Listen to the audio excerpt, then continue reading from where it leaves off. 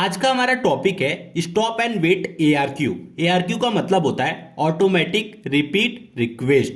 तो चलिए इसको स्टार्ट करते हैं। हमारा पहला पॉइंट है the stop and wait ARQ protocol in a noisy channel is provides both error control and flow control. जो हमारा stop and wait ARQ protocol है वो नॉइजी चैनल पर होता है और यह नॉइजी चैनल पर है तो यहाँ एरर होने का चांसेस भी है। जो हमारा स्टॉप एंड वेट एआरक्यू है ये दोनों प्रोवाइड करता है, मतलब एरर कंट्रोल भी प्रोवाइड करता है और फ्लो कंट्रोल भी प्रोवाइड करता है।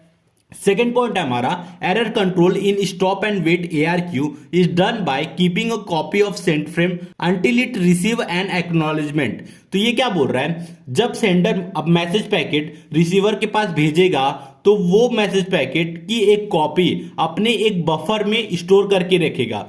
कब तक रखेगा, जब तक जो मैसेज पैकेट भेजा उसने उसका रिसीवर उसका एक्नॉलेजमेंट नहीं भेजता तब तक उस मैसेज पैकेट की एक कॉपी अपने बफर में रखेगा। अब हमारा थर्ड पॉइंट है sender start a timer when it send a frame if acknowledgement is not receive with in allocated time period the sender assume that the frame was lost और damage and recent it.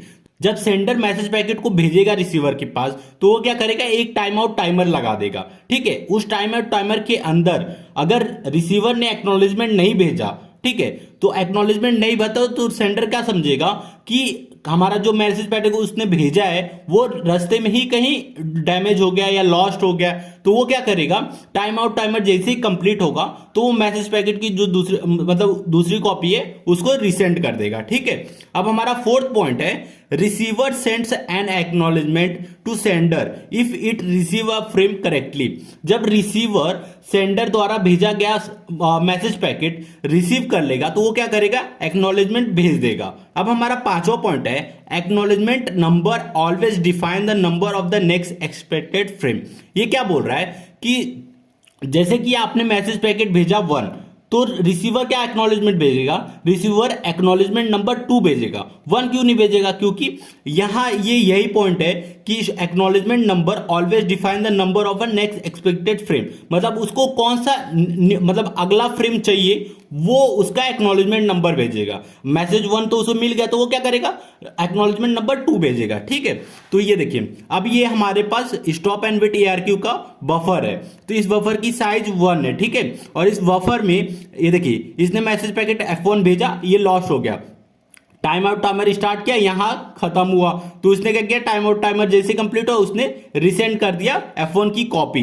ठीक है, ये इसने F1 copy send कर दिया, फिर receiver ने इसको करेक्टली रिसीव किया तो उसने एक्नॉलेजमेंट 2 भेजा। 1 क्यों नहीं भेजा, क्योंकि 1 इसने रिसीव कर लिया, मैसेज पैकेट इसको 2 चाहिए, 1 तो उसने करेक्टली रिसीव कर लिया तो अब 2 चाहिए तो इसलिए एक्नॉलेजमेंट नंबर 2 भेजा है। अब देखिए स्टॉप एंड वेट एआरक्यू में कौन कौन सी चीजें ऐड हुई हैं। पहला तो स्टॉप एंड वेट के जो हमने पढ़ा था स्टॉप एंड वेट वो है, प्लस उसके अंदर टाइम आउट टाइमर एक ऐड किया गया है। सीक्वेंस नंबर ऑफ डेटा, मतलब डेटा जो हम लोग फ्रेम भेज रहे हैं उसका सीक्वेंस नंबर ऐड किया गया है। सीक्वेंस नंबर ऑफ एक्नॉलेजमेंट का भी सीक्वेंस नंबर ऐड किया गया। तो ये 4 चीजों से मिलकर हमारा क्या बना है, स्टॉप एंड वेट एआरक्यू। अब हमारा 7th पॉइंट है the efficiency of stop and wait protocol is efficiency is equal to useful time divide by total time और राउंड ट्रिप टाइम, जिसको हम लोग बोलते हैं राउंड ट्रिप टाइम और टोटल टाइम दोनों एक ही होता है। तो इफिशियंसी का फॉर्मूला क्या होता है, useful time divide by total time. अभी देखिए यूजफुल टाइम क्या होता है, जैसे मैसेज पैकेट जब सेंडर मैसेज पैकेट को लिंक पे रखेगा तो उसको बोलते हैं ट्रांसमिशन डिले। तो बस यही काम कर रहा है ना सेंडर, मैसेज पैकेट को लिंक जाने के बाद फिर वो तो वेट करेगा एक्नॉलेजमेंट का। तो ट्रांसमिशन डिले ऑफ फ्रेम इतना ही काम, यूजफुल टाइम मतलब इतना ही काम किया गया। फिर divide by total time, total time क्या होगा, पहला तो फ्रेम को लिंक पे रखेगा transmission delay of frame plus propagation delay 2 time. क्यों किया, क्योंकि एक बार तो मैसेज पैकेट ट्रैवल करेगा सेंडर टू रिसीवर और एक बार रिसीवर टू सेंडर, इसलिए मैंने 2 टाइम प्रोपागेशन डिले दिया है। देखिए क्यूइंग डिले प्रोसेसिंग डिले ये एक टाइम ही रहेगा, क्योंकि मैसेज पैकेट का क्यूइंग डिले प्रोसेसिंग डिले एक ही बार होगा। फिर ट्रांसमिशन डिले ऑफ एक्नॉलेजमेंट क्यों लिया हूं, क्योंकि देखिए रिसीवर भी तो लिंक पे एक्नॉलेजमेंट को लोड करेगा तो उसमें भी जो टाइम लगेगा उसको बोलेंगे ट्रांसमिशन डिले ऑफ एक्नॉलेजमेंट। ये स्टॉप एंड वेट प्रोटोकॉल की इफिशियंसी का करेक्ट फॉर्मूला है। अब हम देखते हैं थ्रूपुट। तो हमारा 8वां पॉइंट है the throughput of stop and wait protocol is throughput क्या होता है, length of the frame divide by total time, जिसको हम लोग राउंड ट्रिप टाइम भी बोलते हैं, ठीक है। राउंड ट्रिप टाइम यहां लिख भी दे रहा हूं, राउंड ट्रिप टाइम।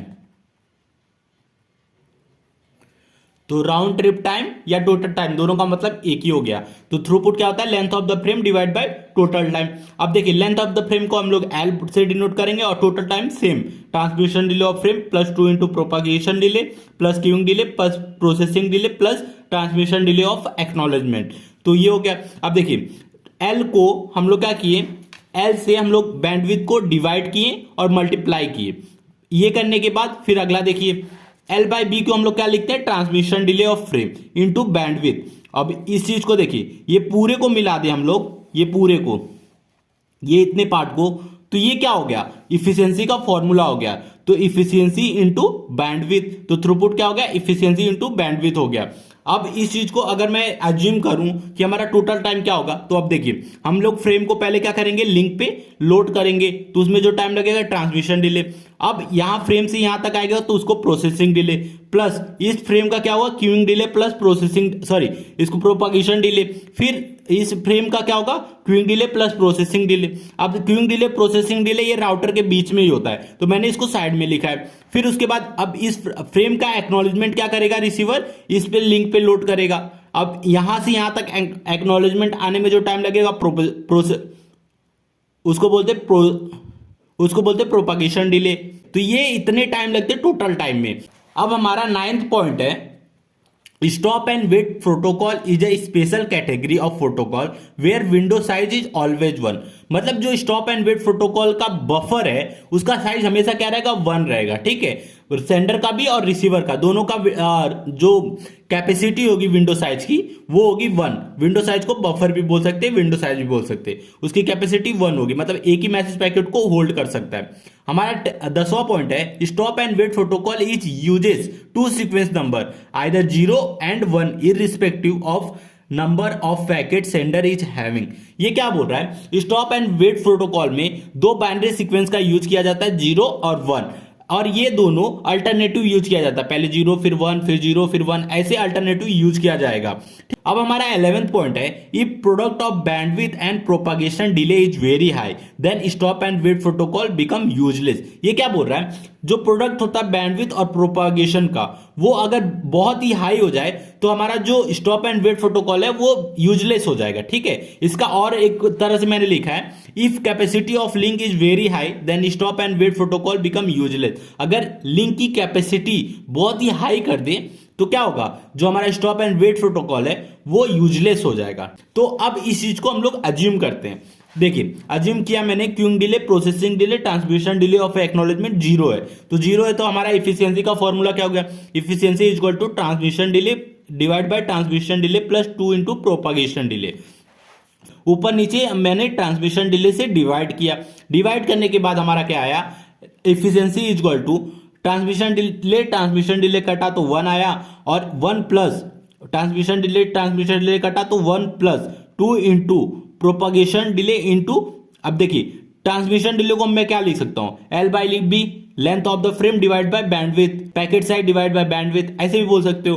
तो अब मैं इसको क्या करूंगा, अगर मैं ऊपर करूं तो बैंडविड्थ क्या होगा, ऊपर चला जाएगा, और लेंथ ऑफ द फ्रेम क्या हो जाएगा, नीचे चला जाएगा। तो हमारा एक्चुअल फॉर्मूला क्या हो जाएगा, efficiency is equal to 1 divide by 1 plus 2 into propagation delay into bandwidth divide by length of the frame या पैकेट साइज। अगर ये क्या बोल रहा है, product of propagation delay and bandwidth become very high, अगर ये दोनों बहुत ही हाई हो जाते हैं तो हमारा जो मतलब स्टॉप एंड वेट प्रोटोकॉल है वो यूजलेस हो जाता है। यूजलेस क्यों हो जाता है, अब देखिए ये दोनों अगर हाई होगा तो इफिशियंसी ऑटोमेटिक डिक्रीज होगा, अगर इफिशियंसी डिक्रीज होगा तो स्टॉप एंड वेट प्रोटोकॉल मतलब हम लोग यूज करने का कोई फायदा ही नहीं है। तो यही पॉइंट बोल रहा है, if product of bandwidth and propagation delay is very high then stop and wait protocol become useless. अब देखिए हम लोग प्रोपागेशन डिले इंटू बैंडविड्थ को हम लोग क्या बोलते हैं, कैपेसिटी ऑफ लिंक भी बोलते हैं, क्योंकि कैपेसिटी ऑफ लिंक का फॉर्मूला क्या होता है, प्रोपागेशन डिले इंटू बैंडविड्थ। तो कैपेसिटी ऑफ लिंक अगर हाई हो जाएगा तो हमारा इफिशियंसी लो हो जाएगा, इसका दूसरा मीनिंग है, दूसरे तरह से आप बोल सकते हैं। अब हमारा 12th पॉइंट है, if receiver receive corrupted data. Then set negative acknowledgement. Negative acknowledgement कैसे भेजेगा? एनएससी के करके, ठीक है। अगर रिसीवर को अगर करप्टेड डेटा मिलता है तो वो क्या करेगा?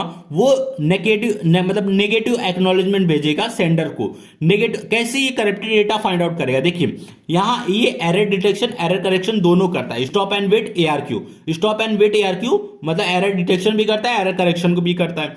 तो एरर डिटेक्शन करता है तो ये क्या करेगा? जितने भी एरर डिटेक्शन टेक्निक है जैसे कि सीआरसी है, 2D पैरिटी है, चेकसम है, ऐसे अलग अलग हमारे पास टेक्निक है। तो इसी में से कोई अप्लाई करेगा, उससे पता चल जाएगा कि इसके अंदर कोई बिट करप्ट है कि नहीं है। अगर करप्ट है तो क्या करेगा? नेगेटिव एक्नॉलेजमेंट भेज देगा। तो ये था हमारा complete discussion of stop and wait ARQ मतलब ऑटोमेटिक रिपीट रिक्वेस्ट। तो वीडियो अच्छा लगा प्लीज वीडियो को लाइक और हमारे चैनल को सब्सक्राइब कीजिए।